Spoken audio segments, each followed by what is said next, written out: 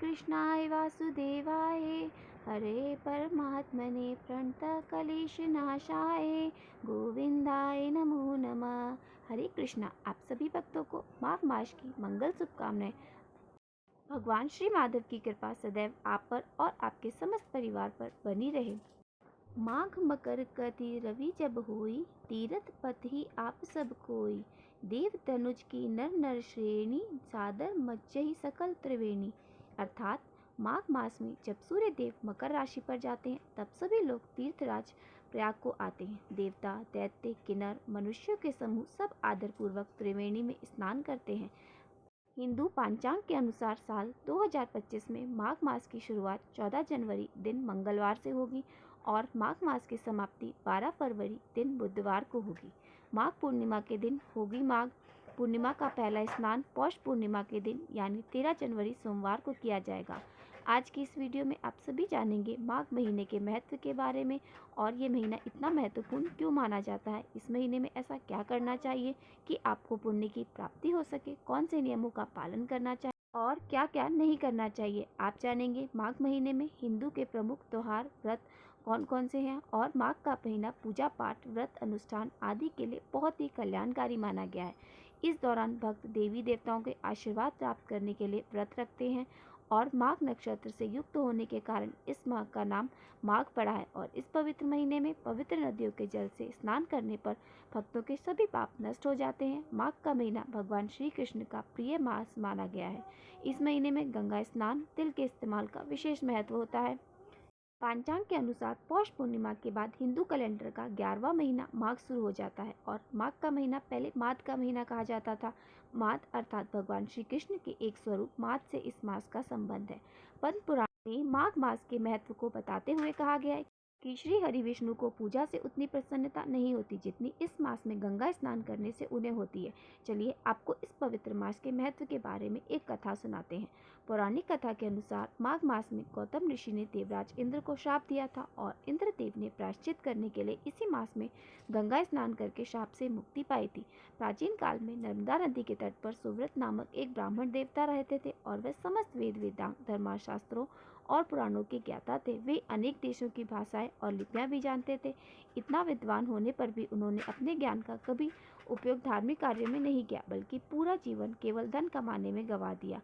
अब जब समय बीतता गया और ब्राह्मण सुव्रत बूढ़े हो गए तब उन्हें याद आया कि मैंने तो जीवन में बहुत धन कमाया लेकिन परलोक सुधारने का कोई काम नहीं किया। और ऐसा सोचकर वे पश्चाताप करने लगे और उसी रात चोरों ने उनके घर के धन को चुरा लिया। लेकिन इस बार धन चोरी का धन के नुकसान होने का उन्हें बिल्कुल दुख नहीं हुआ क्योंकि वह तो परमात्मा को प्राप्त करने के लिए उपाय सोच रहे थे। तभी उन ब्राह्मणों को एक श्लोक याद आया। माघे निमग्ना सलील शुशते, विमुक्त पाप स्त्री दिवम प्रयाति। ब्राह्मण सुव्रत को अपने उद्धार का मूल मंत्र मिल गया और फिर उन्होंने माघ स्नान का संकल्प लिया और फिर अगले 9 दिनों तक प्रातःकाल नर्मदा के शीतल जल में स्नान किया। 10वें दिन स्नान के बाद उन्होंने अपना शरीर त्याग दिया। ब्राह्मण सुव्रत ने जीवन भर कोई अच्छा काम नहीं किया था लेकिन माघ मास में स्नान करने के पश्चात उनका मन निर्मल हो चुका था। अब उन्होंने अपने प्राण त्यागे तो उन्हें लेने के लिए विमान आया। दिव्य विमान पर बैठकर उस पर बैठ के वे स्वर्ग लोक चले गए। जिन मनुष्यों को चिरकाल तक स्वर्ग लोक में रहने की इच्छा हो उन्हें माघ मास में सूर्य देव के मकर राशि में स्थित होने पर पवित्र नदी में सुबह स्नान अवश्य करना चाहिए। इस महीने में सभी मांगलिक कार्य प्रारंभ हो जाते हैं। खर मास की समाप्ति हो जाती है और माघ के महीने में पवित्र नदियों के तट पर मेला लगता है। इस माह से जब सूर्य उत्तरायण होने लगते हैं तब धीरे धीरे ठंड कम होने लगती है और माघ मास में कल्पवास का विशेष महत्व होता है। माघ मास में संगम के तट पर निवास को कल्पवास कहते हैं।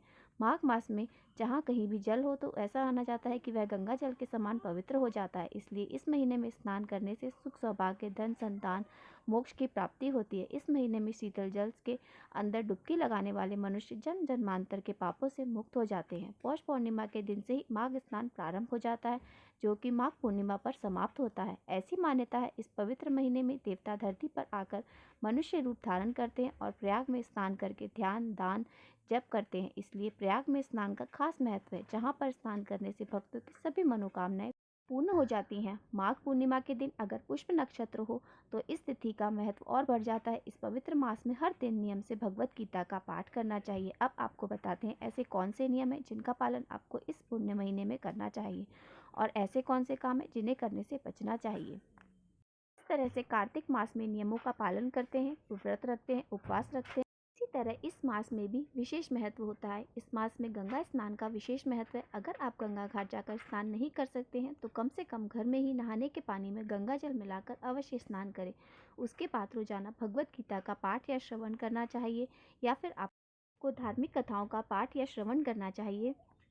ऐसा करने से भगवान श्री कृष्ण का आशीर्वाद प्राप्त होता है, जीवन भर में सुख समृद्धि बनी रहती है। और दूसरा, रोजाना तिल का सेवन करना चाहिए, साथ ही जल में तिल मिलाकर भी स्नान करना चाहिए। ऐसे करने से व्यक्ति को बहुत ही पुण्य मिलता है। इसके अलावा माघ महीने में रोजाना तुलसी की पूजा का भी विशेष महत्व है। सुबह शाम तुलसी जी के पौधे पर घी का दीपक जलाना चाहिए। मान्यता है ऐसा करने से घर में सकारात्मक ऊर्जा बढ़ती है और इसके अलावा व्यक्ति की आर्थिक स्थिति भी मजबूत होती है। रविवार के दिन तुलसी जी में जल अर्पित नहीं किया जाता। रविवार के अलावा अमावस्या या ग्रहण के समय भी आपको तुलसी को जी को स्पर्श नहीं करना चाहिए। रविवार के दिन भले ही जल नहीं चढ़ाया जाता, लेकिन पूजा सुबह और शाम की जा सकती है। माघ मास में श्री विष्णु सहस्त्रनाम का पाठ करना चाहिए, जो बहुत शुभ होता है। इसके अलावा घी का दान बहुत शुभ माना जाता है। सूर्य से संबंधित दान करना बहुत अच्छा होता है। जैसा आप चाहें, घी, गुड़, काला कंबल, भगवत गीता की पुस्तक, गेहूँ, लाल चंदन, आप अपनी सामर्थ्य अनुसार जो आपकी श्रद्धा हो आप उसका दान कर सकते हैं। तामसिक भोजन से आपको दूर रहना चाहिए। सुबह से शाम तक उपवास के बाद आप एक समय भोजन, सात्विक भोजन ग्रहण कर सकते हैं और माघ मास के व्रतों का पुण्य प्राप्त कर सकते हैं। अपने पितरों को मोक्ष दिलाने या खुद मोक्ष प्राप्ति की इच्छा के लिए इस मास में पढ़ने जाने वाली दोनों पक्षों की यानी कृष्ण और शुक्ल पक्ष की एकादशी व्रत का पालन अवश्य करना चाहिए।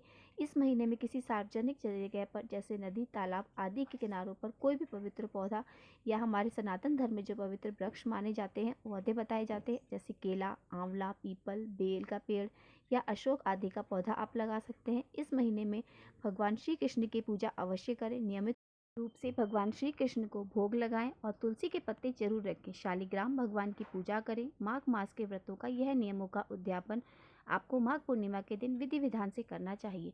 इस दिन आप अपनी सामर्थ्य अनुसार दान दक्षिणा किसी भी गरीब जरूरतमंद व्यक्ति को या फिर मंदिर में जाकर आप दान कर सकते हैं। पुजारी जी को कुछ भी भोजन या फिर आप कपड़ा आदि दान कर सकते हैं। ऐसा करने से आपके द्वारा रखे गए माघ मास के संपूर्ण व्रतों का फल आपको अवश्य प्राप्त होगा।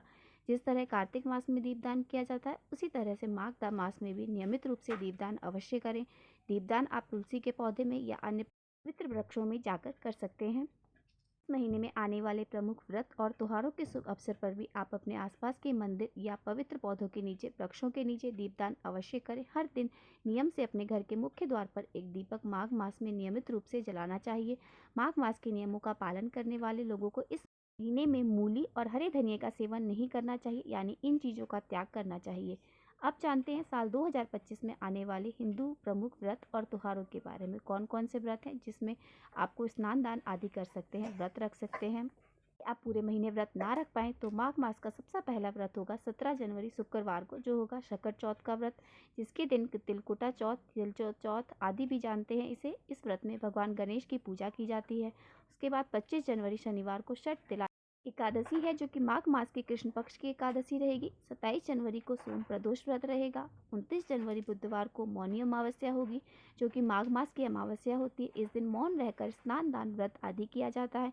अगले दिन यानी कि 30 जनवरी गुरुवार से आपको मास की गुप्त नवरात्रि प्रारंभ होगी, जो कि 7 फरवरी शुक्रवार को समाप्त होगी। आमतौर पर प्रकट नवरात्रि में माँ दुर्गा के 9 स्वरूपों की पूजा की जाती है, लेकिन गुप्त नवरात्रि में 10 महाविद्याओं की पूजा की जाती है। गुप्त नवरात्रि में पूरे 10 दिनों तक है और फिर इसके बाद 2 फरवरी रविवार को वसंत पंचमी का त्योहार रहेगा। 6 फरवरी गुरुवार को महानंदा नवमी, 8 फरवरी शनिवार को माघ मास के शुक्ल पक्ष की जया एकादशी रहेगी। 10 फरवरी सोमवार को सोम प्रदोष व्रत रहेगा, यानी इस बार दोनों ही प्रदोष व्रत सोमवार के दिन पड़ेंगे और दोनों ही एकादशी व्रत शनिवार के दिन पड़ रहे हैं। इसके बाद 12 फरवरी बुधवार को माघ पूर्णिमा के साथ ही माघ मास की समाप्ति हो जाएगी। तो इन सभी शुभ अवसरों पर आप अपनी सामर्थ्य के अनुसार दान दे सकते हैं, स्नान कर सकते हैं या व्रत रख सकते हैं। यह थी माघ मास के विषय में संपूर्ण जानकारी। अगर आपको जानकारी पसंद आई हो तो वीडियो को लाइक करें और मेरे साथ जुड़े रहने के लिए आप चैनल को सब्सक्राइब अवश्य कर लें। साथ ही आपको माघ मास में सुनने जाने वाली प्रत्येक कथाएं आपको डेली इसी चैनल पर प्राप्त हो जाएंगी, तो इसके लिए चैनल को सब्सक्राइब अवश्य कर लें। तो मिलते हैं आपसे अगली वीडियो में। जय श्री कृष्णा।